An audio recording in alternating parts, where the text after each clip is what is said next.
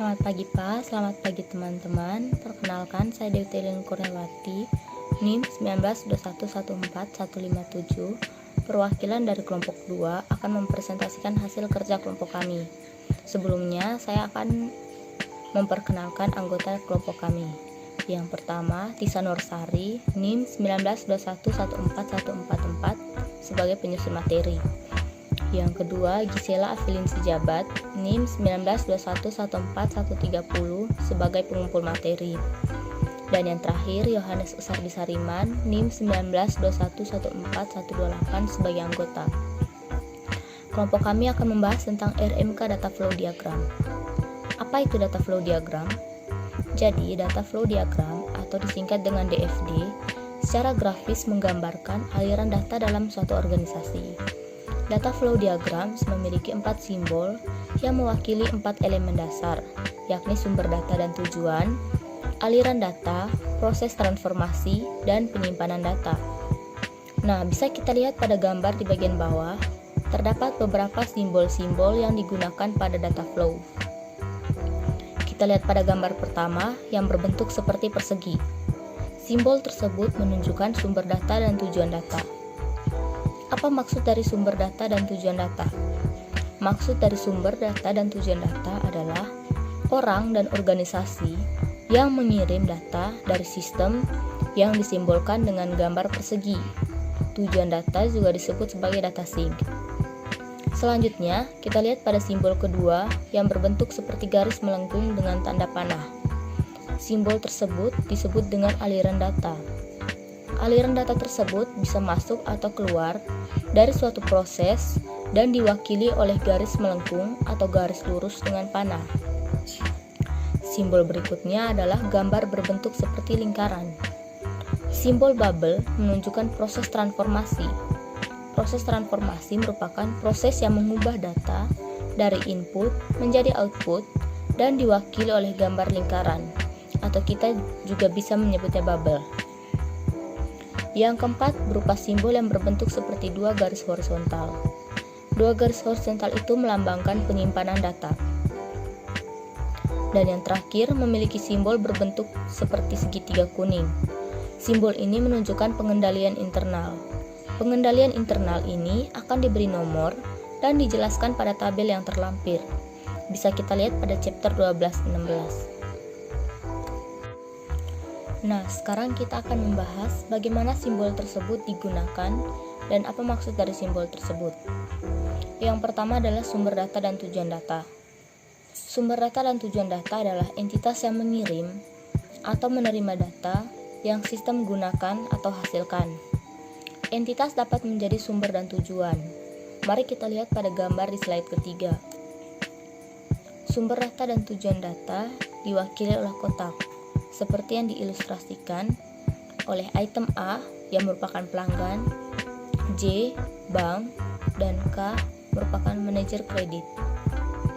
Yang kedua adalah aliran data. Aliran data adalah pergerakan data antara proses, penyimpanan, sumber, dan tujuan. Data yang melewati antara penyimpanan data dan sumber atau tujuan harus melalui proses transformasi data.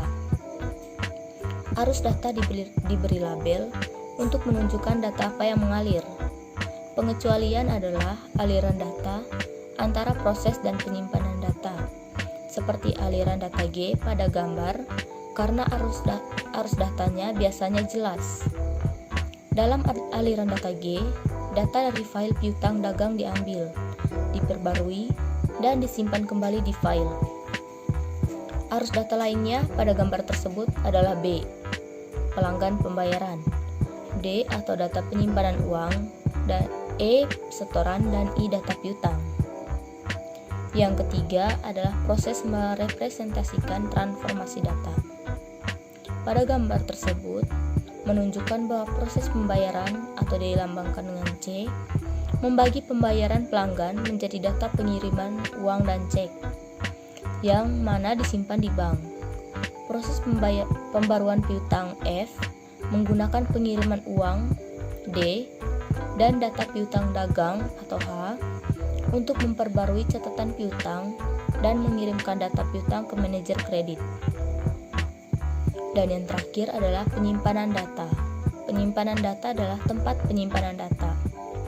DFD tidak menunjukkan media penyimpanan fisik seperti server atau kertas digunakan untuk menyimpan data.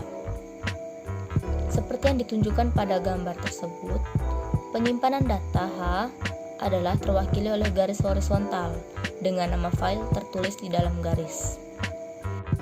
Sekarang kita akan membahas apa saja bentuk data flow diagram dan fungsi data flow diagram. Yang pertama, bentuk-bentuk data flow diagram. Terdapat dua bentuk data flow diagram, yaitu diagram alur data fisik atau disingkat dengan DADF dan diagram alur data logika atau disingkat dengan DADL.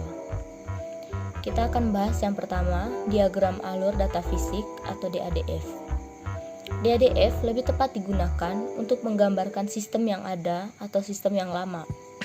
Penekanan dari DADF adalah bagaimana proses-proses dari sistem diterapkan, baik itu dengan cara apa, oleh siapa, dan di mana. Termasuk proses-proses manual. Untuk memperoleh gambaran bagaimana sistem yang ada diterapkan, DADF harus memuat yang pertama, proses-proses manual juga digambarkan. Yang kedua, nama dari alur data harus memuat keterangan yang cukup terinci untuk menunjukkan bagaimana pemakai sistem memahami kerja sistem. Yang ketiga, simpanan data dapat menunjukkan simpanan non-komputer. Yang keempat, nama dari simpanan data harus menunjukkan tipe penyerapan apakah secara manual atau komputerisasi. Secara manual misalnya dapat menunjukkan buku catat dan meja pekerja. Sedangkan cara komputerisasi misalnya menunjukkan file urut dan file database. Dan yang terakhir, proses harus menunjukkan nama dari pemroses, yaitu orang departemen, sistem komputer, atau nama program komputer yang mengakses proses tersebut. Yang kedua, diagram alur data logika atau DADL. DADL lebih tepat digunakan untuk menggambarkan sistem yang akan disusun atau sistem baru. Untuk sistem komputerisasi, penggambaran DADL hanya menunjukkan kebutuhan proses dari sistem yang diusulkan secara logika. Biasanya proses-proses yang digambarkan hanya merupakan proses-proses secara komputer saja. Itulah bentuk data flow diagram. Sekarang kita akan membahas apa saja fungsi dari data flow diagram. Fungsi data flow diagram ada 3, yakni penggambaran sistem, pembuatan model, dan penyampaian rancangan sistem. Fungsi yang pertama, penggambaran sistem. Fungsi pertama DFD adalah sebagai penggambaran sistem. DFD dapat kami gunakan untuk menggambarkan sistem sebagai suatu jaringan yang fungsional. Di dalam jaringan tersebut, ada berbagai komponen yang dihubungkan satu sama lain menggunakan alur data. Dengan begitu, kamu bisa memahami setiap alur yang ada dalam sistem tersebut. Fungsi yang kedua merupakan fungsi pembuatan model. Selain menggambarkan sistem, DFD juga dapat kita gunakan untuk membuat sebuah model yang baru. Kita bisa menekankan fungsi sistem-sistem tertentu untuk melihat bagian yang lebih detail dari DFD tersebut. Dengan begitu, kita bisa melihat bagaimana bagian penting untuk acuan kita merancang sebuah model. Dan fungsi yang terakhir merupakan fungsi penyampaian rancangan sistem. Fungsi DFD yang ketiga adalah menyampaikan rancangan sistem kepada pihak lain. DFD dapat menggambarkan alur data secara lebih mudah melalui pendekatan visual. Oleh karena itu, kita bisa menggambarkan rancangan sistem menggunakan DFD dan menyampaikannya pada programmer, pembuat sistem, klien, dan siapapun yang perlu mengetahuinya. Dan yang terakhir, kita akan membahas subdividing data flow diagram. DFD dibagi lagi menjadi tingkat yang lebih rendah, berturut-turut untuk memberikan jumlah yang terus meningkat. Karena beberapa sistem dapat digambarkan sepenuhnya pada selembar kertas. Juga pengguna memiliki kebutuhan yang berbeda, dan berbagai tingkatan dapat lebih memenuhi persyaratan yang berbeda. DFD tingkat tertinggi disebut sebagai diagram konteks, karena menyediakan pembaca dengan tampilan tingkat ringkasan dari suatu sistem. Hal ini menggambarkan sistem pemrosesan data dan entitas yang menjadi sumber dan tujuan input dan output sistem. Baik, itulah hasil presentasi dari kelompok kami. Mohon maaf apabila banyak terdapat kesalahan dalam penyampaian materi kami. Saya Dewi Kurniawati, perwakilan dari kelompok 2 menyampaikan terima kasih.